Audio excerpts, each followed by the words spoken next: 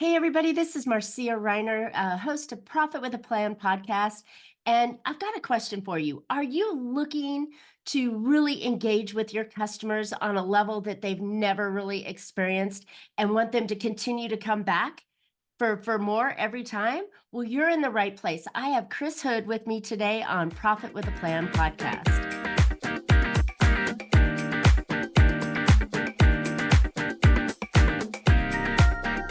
Hey, entrepreneurs, are you trying to make bigger profits in your small business? If you're like most of us business owners, increasing your profitability is always on your mind, and you're probably looking for ways to grow your revenue while growing your company. Well, you found a podcast that shares ideas to help you do just that. I'm Marcia Riner, known as the Profit Booster, and I'm a business growth strategist. I've helped tons of small business owners to establish and implement a tangible plan that guarantees increased profitability, guides your growth, and plans for future exit. Because building a highly profitable and sale-ready business creates a win-win scenario. That's more money now and a windfall when it's time to let go. And I want to share strategies that I've learned with you on today's Profit with a Plan podcast. But before we get started, I have something really special for you, my podcast audience. If you want to supercharge your business, avoid profit plateaus, operational headaches, and growth roadblocks, well, I've created a brand new Profit Booster Playbook just for you. You'll uncover 5 essential strategies and quick ways to take action on them.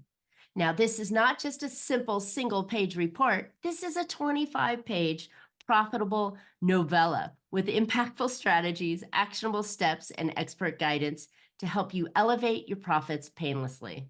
All right, that's a mouthful, huh? Make 2024 your best year ever? Go download this free playbook at boostingprofits.com.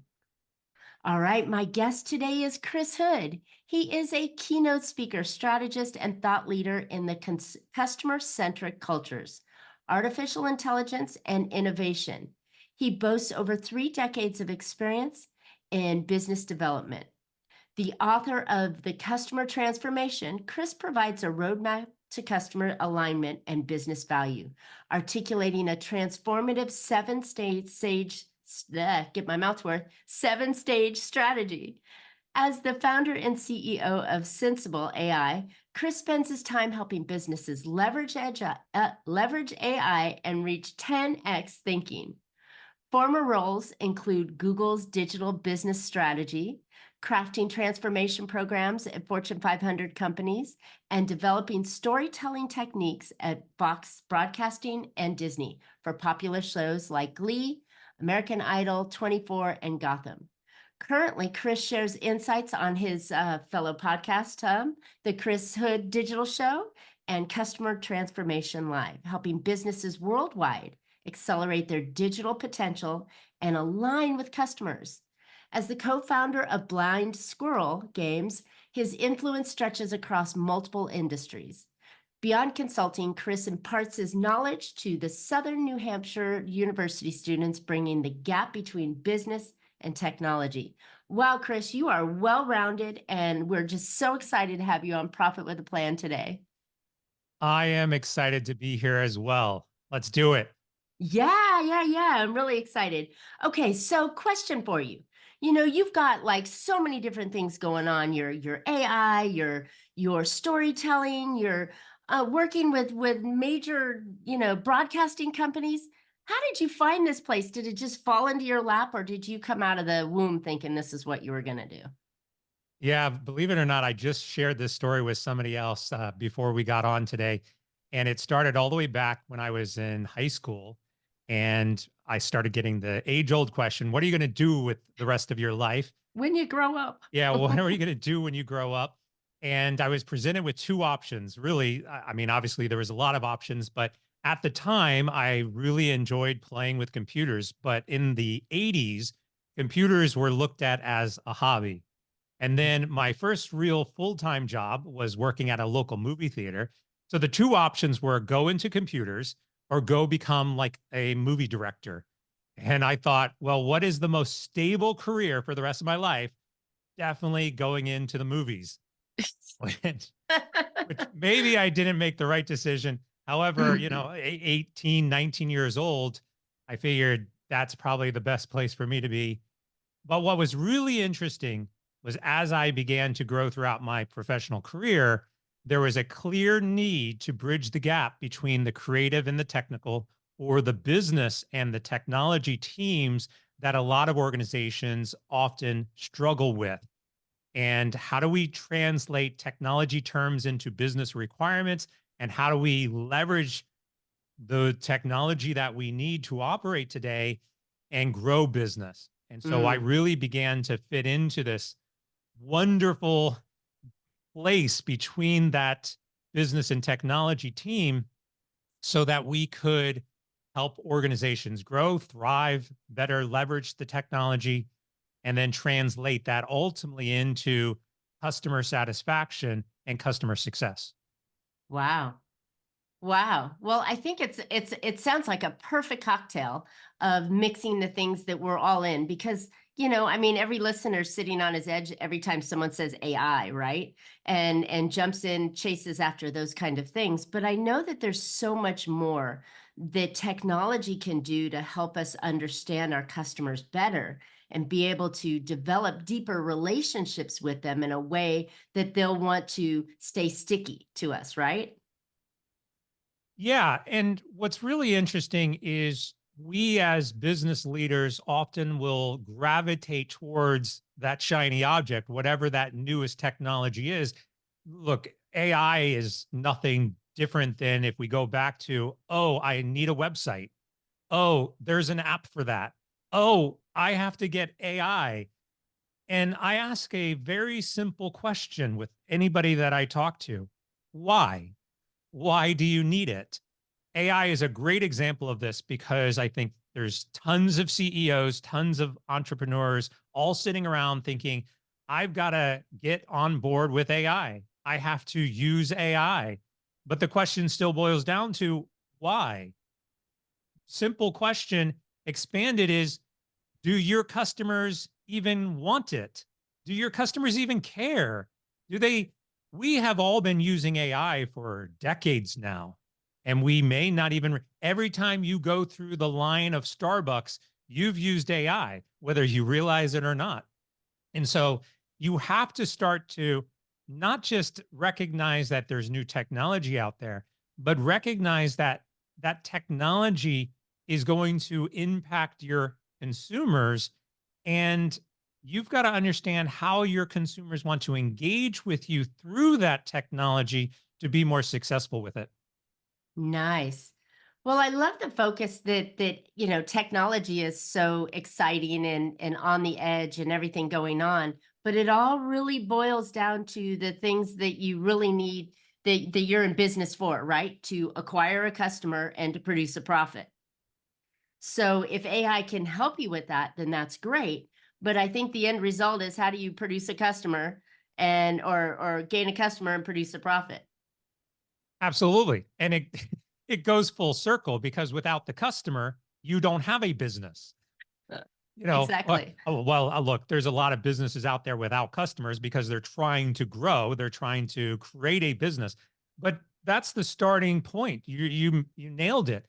And so we go back through all of these technologies. Yes, we can leverage technology to help us grow our business, find the right customer, meet their needs, deliver on the problems that they have, while at the same time, you have to begin thinking about how that technology is going to be used by the customer. It's a two-way street. How you're going to use it, how they're going to use it. And if they do not marry well, then there's going to be a problem. And ultimately, you're going to lose those customers. So you've got to think about it beyond just, hey, there's this tool and it's going to help me get new customers. Well, not if you don't have a good product, not if you don't Ah, have a good service.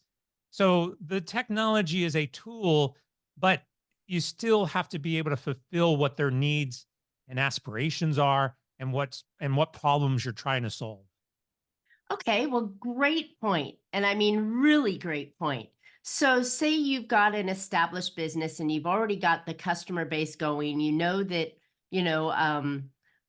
what you do is providing a need and you've got customers raising their hand saying, I want that. How do you then improve that using AI?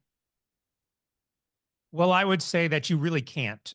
Mm, Uh, good point. but I mean, there's obviously ways. Oh, sure, there's going to be people out there who are, pulling their hair out like, yeah, well, of course you can.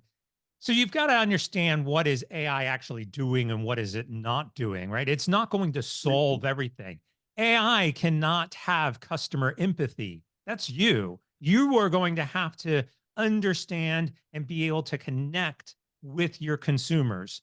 You can't just expect the AI to do that.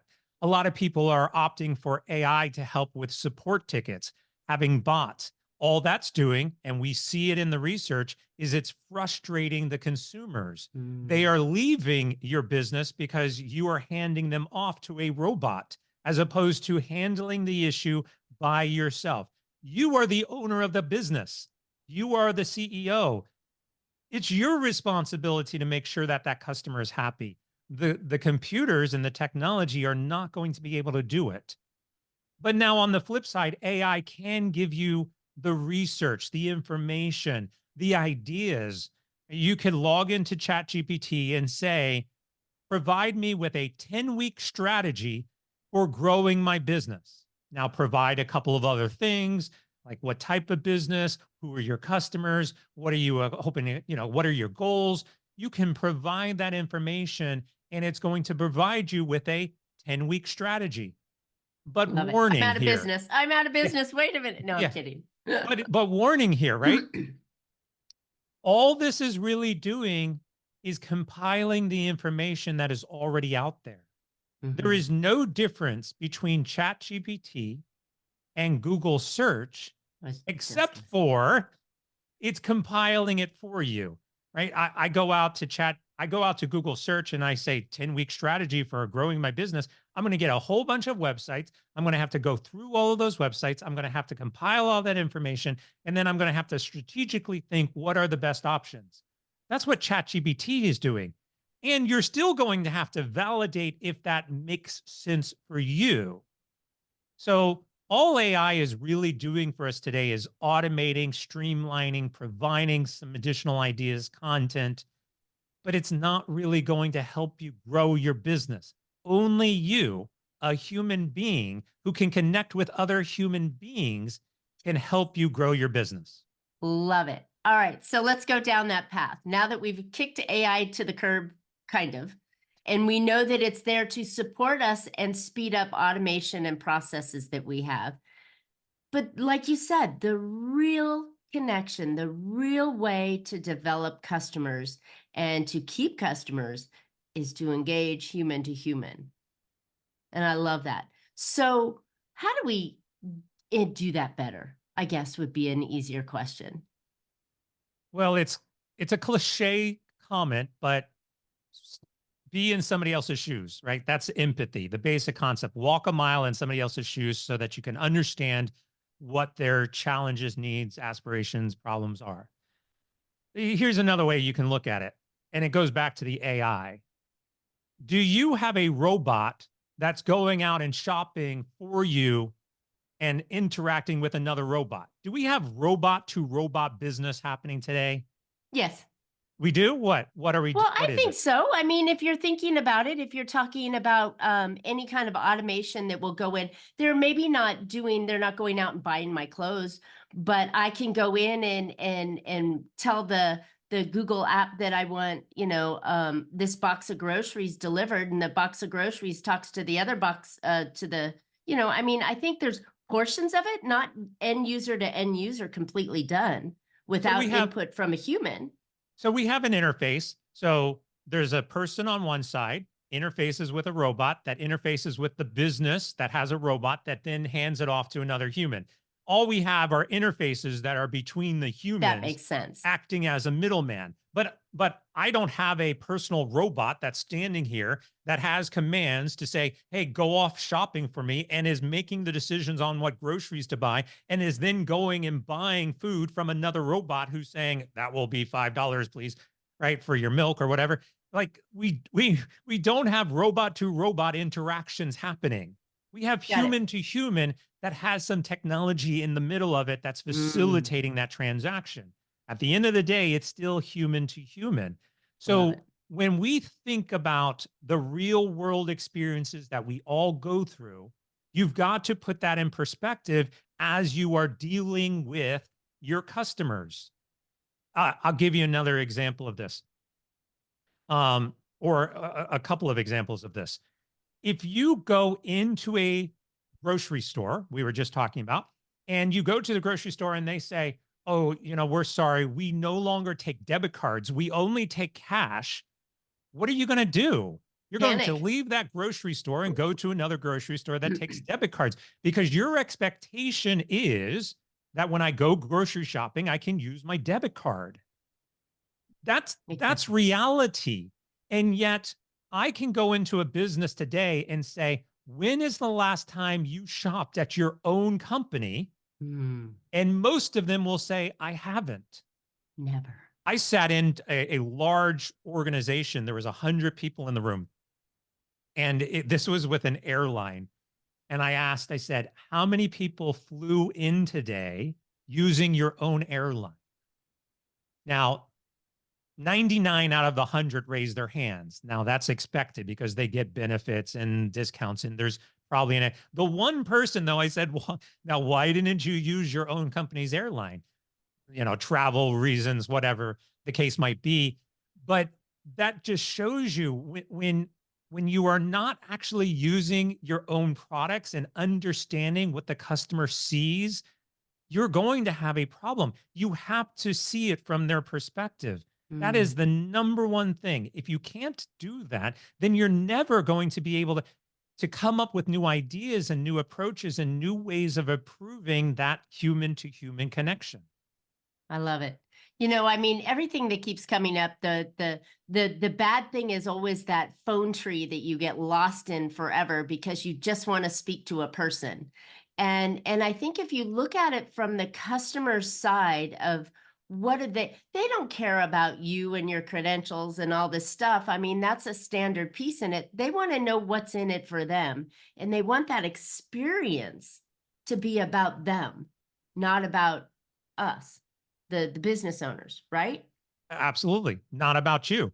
Here's another quick story, a very quick story from an entrepreneur. I was working with a CEO of a online e-commerce clothing dealer, and they had some great products. And the CEO came to me and said, I've got a lot of people who are abandoning the shopping cart. I don't know why, but I believe it's because the checkout process is too confusing. So could you please go and update the checkout process? I think if we solve that, we'll get a lot more sales.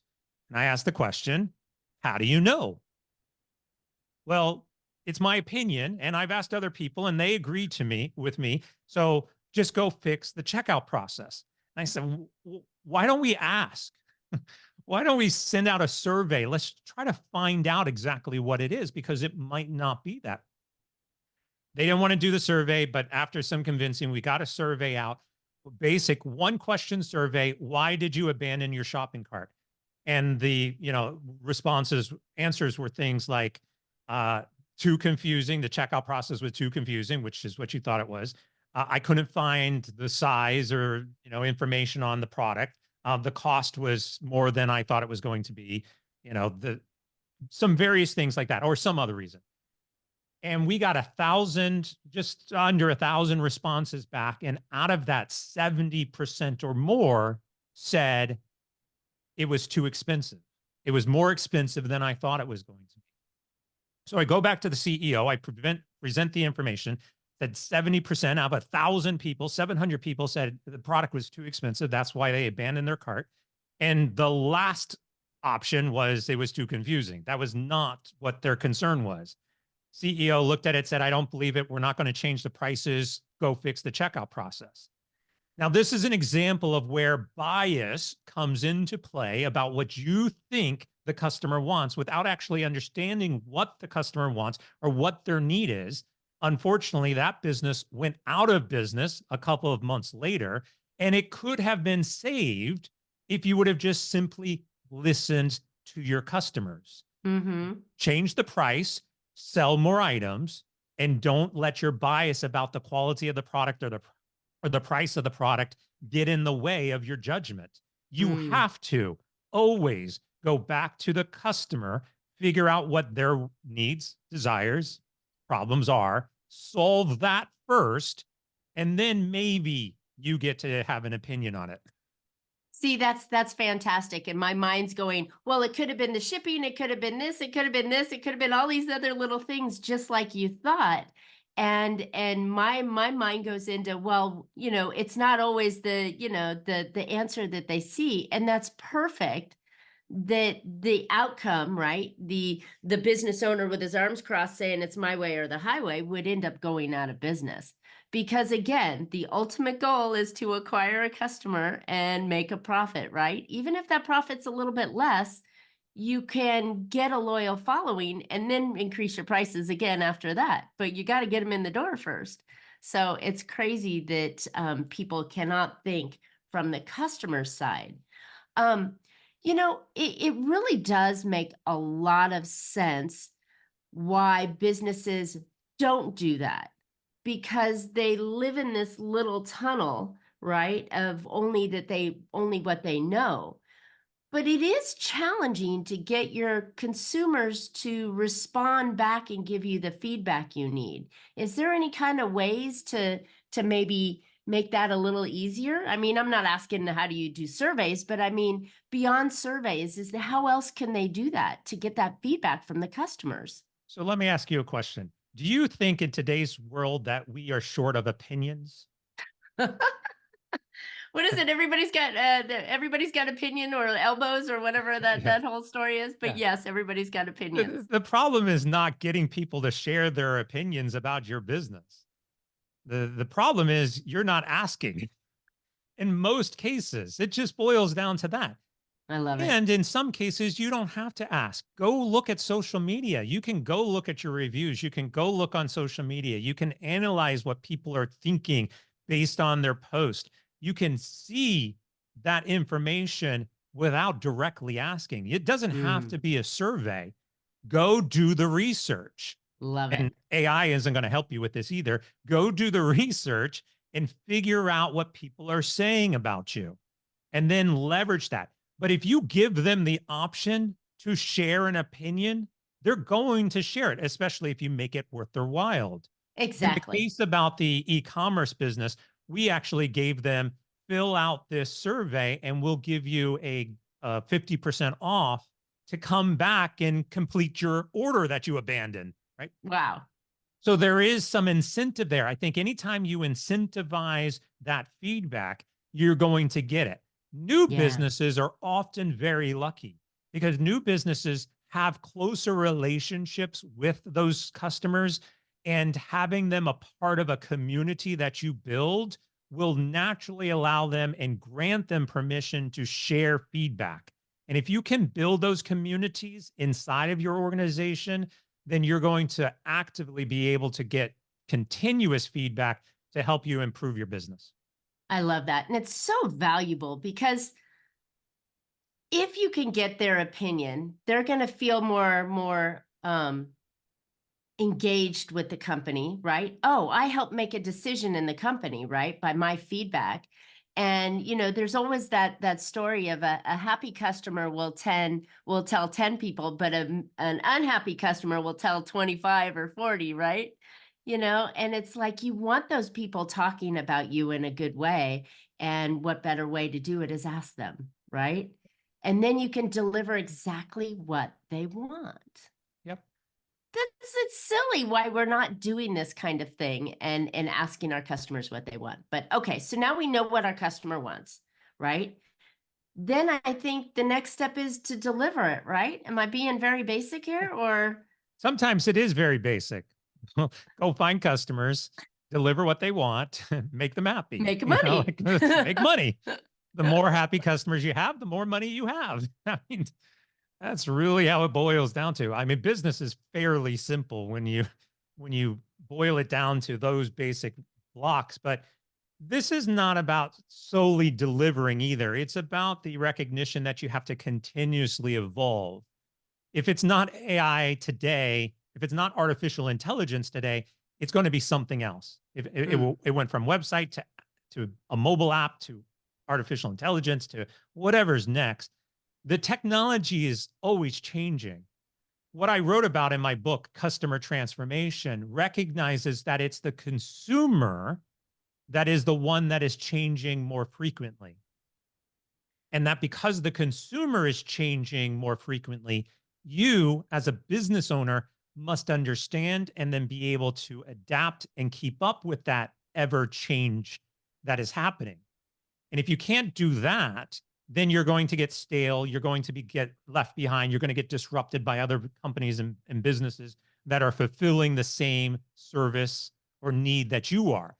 So by continuously evolving, staying on top of what's happening, trends, what your customer wants, what those needs, expectations, aspirations are, if you can continuously do that as they evolve, then your business is going to be in a great place to also continue to grow. I love that. And technology can help you there. But the funny thing that popped into my mind is that we don't think about where the buyer is too, because yes, once you have a customer, you want to satisfy the customer, but what do you do as you're trying to get the customer, right? I mean, these are plenty of opportunities to get more customers by understanding what their needs and wants are. And if you're only imagine the pizza shop that doesn't allow you to order online, right? And doesn't allow you to have delivery done or connected with the food apps, then you're not keeping up with the companies that are. And so I think that's the innovation that I'm thinking about, is that you have to meet your customer where they are at the time that they're making that decision, or even before that, when they're thinking about making that decision. You have to be in the places that they are. And I think that this is truly understanding that know your customer piece of the research that many businesses don't do, right? Yeah, and I'll take that into another direction, but staying on point of what you're talking about. When we think about a typical customer journey, I think a lot of organizations try to map out what that customer journey is. I'm under the opinion that customer journeys are outdated and pointless today, but let's stick with this concept. You have a customer journey. Most organizations will focus on that customer journey as it relates to the closed in walls siloed of their company, the moment they come in and the moment they leave. They don't necessarily care what you did before and what you're doing after. That's But if terrible. we think about something like a movie theater, which, go back to my roots, when you go into a movie theater, the journey does not start the moment you walk into the movie theater. You probably made dinner reservations, booked a babysitter potentially, went to the grocery store like I do and buy a bunch of candy and sneak it in. You buy your ticket, you pick your seat online. You're doing all of these activities. Then you go to the theater, you sit down, buy some concessions, get a hot dog to go with your candy. And then you watch the movie and then you leave. And then you're sharing on social media. You saw the movie, your opinions about the movie. But it's amazing that movie theaters don't necessarily care about all those things you did before and all those things you did after. They're just happy that you had a good experience while you're in their doors. Mm, Okay. missed opportunities. Yeah. A lot of businesses think in this way. Mm, What is, if you own, I often use the concept of, let's say you have an animal pillow company and you sell animal pillows to children who are inside of, in a brick and mortar business. What are they doing before they walk into your door? That's going to help you better understand who your customers are, what their needs are. We've got children who can't sleep at night. We've got, these are the problems. They just woke up from a nightmare the night before and they're getting into the car, driving. They stop for gas because the car is out of gas. They continued on to do a couple of errands. Then they're at your store to buy some animal pillows to keep them comfortable at night. All of that information can help you paint a picture of who that customer is and what mm, their potential needs and problems are. And if you can expand the breadth of your customer journey to before and after, you're going to have a much better insight as to who they are and how to then go out and find new customers to, to buy your Buy your products. animal pillows. Love it. Chris, this has been very informative. And I think that you've opened the eyes of not just saying, well, your customers are always right. And this has got to be, and AI can or can't do it. But I mean, you've really put a flair on it to say that there's so much more to gaining and keeping a customer than just the price and when they walk in the door. And I think that this is incredibly valuable. And I would love it. I know we're running out of time now, but I would love it. Where can listeners find out more about you and the customer transformation that they need to make? Yeah, the best place to get in touch with me is on my website, chrishood.com, CHRISHOOD.com. And on there, you can find my book. And if you would like, you could buy my book with a great signature. I'll sign it for you and ship it off to you. I have two books, actually. I just released recently, Customer Transformation for Nonprofits. So Mm, you can get the Customer Transformation 7-stage strategy or Customer Transformation for Nonprofits. Also on my website, my blog, my podcast, my live show, all of my social media profiles, anything you want to know about me, you can find there and reach out. Happy to talk. love it, love it. Well, I know I was there, and there's a wealth of information on there, and those books are super valuable because, again, the object of becoming having a business is to acquire a customer and make a profit. So, what better way to acquire a customer is to really understand who they are and how to bring them in better.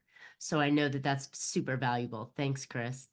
All right, listeners, I hope you've gotten a few ideas to put into your business that will help your business be more profitable. I know I have, and just that thinking deeper on knowing your customer and what they want and how you can benefit them better is really going to keep you in the game and moving forward, so you can be more profitable.